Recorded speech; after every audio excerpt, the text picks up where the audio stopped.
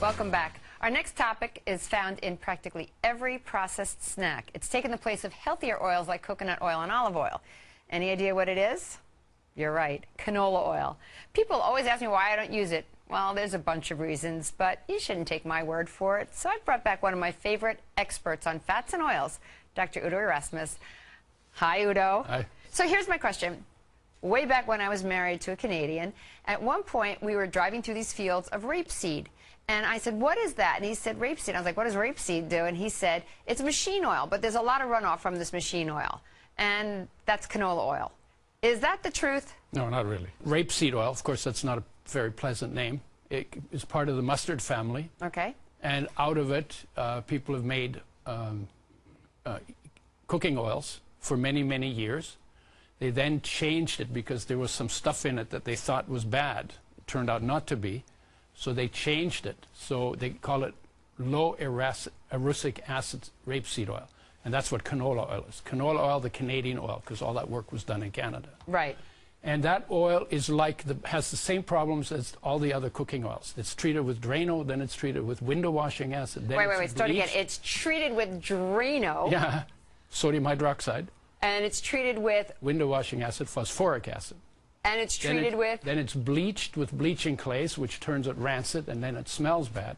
And then it's heated to frying temperature to clean up the rancidity. And all of that happens before it goes in the bottle, before it goes on the shelf, before you buy it.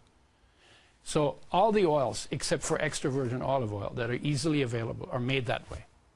So the problem with that is that you damage some of the molecules. So why do you think it is that they've put canola oil in all of our snacks? I mean, I try to avoid that anyway. It's cheaper than any other oil, cheaper than corn oil or well, soy oils? What they do on the commodity market, they'll pick whatever oil is the cheapest on that day.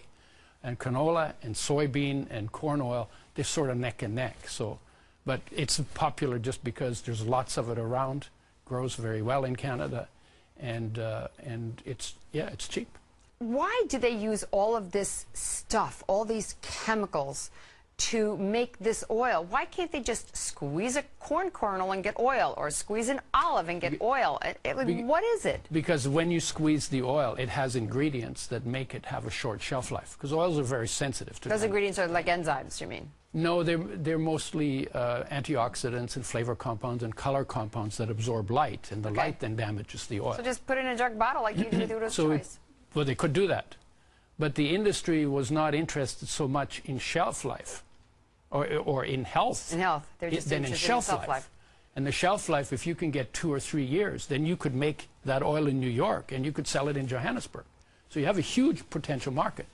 That was the point of treating the oils that way. And of course, when I came along, I said, that's crazy, because those oils are not good for health. They're not good for frying. That is the worst thing we've ever invented. We should make oils with health in mind. And so making oils with health in mind became my mission. Right. Because I had been poisoned by pesticides, and I realized I'm not going to get healthy on oils that are associated with inflammation and with cancer. So that's where I got started, and I said, okay, let's make them right. So while everybody was lowering the standards, we raised the standards for oils, and out of that came flax oil. That was the first oil I developed in 1986. And then out of that came, because flax is poorly balanced, out of that came Udo's oil, which was more balanced. Which is more balanced and has actually in it everything you need in the right ratios, you know, made with health in mind, packaged properly and refrigerated. Right. And I'm glad I asked this question because, you know, I've read so much stuff on the internet. I didn't know what to believe, who to believe.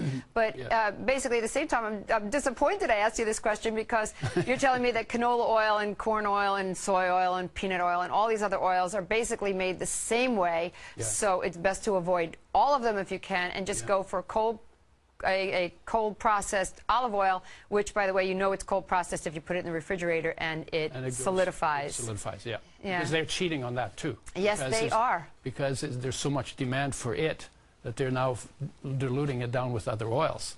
Like canola is one of them, the ones they use. Right. And if it doesn't go hard in the fridge, you know you haven't got pure olive oil. So buy your bottle of olive oil, put it in the fridge. If it goes hard, you know you're good. Udo, it's great. And by the way, your oil will not solidify because it's seed oils, which don't solidify. Well, omega-3s and omega-6s don't solidify. Olive oil has very little. Just wanted to separate that out in case somebody bought your oil and said, hey, it didn't solidify. No. Thank you so much for coming back, Udo. I really appreciate your information.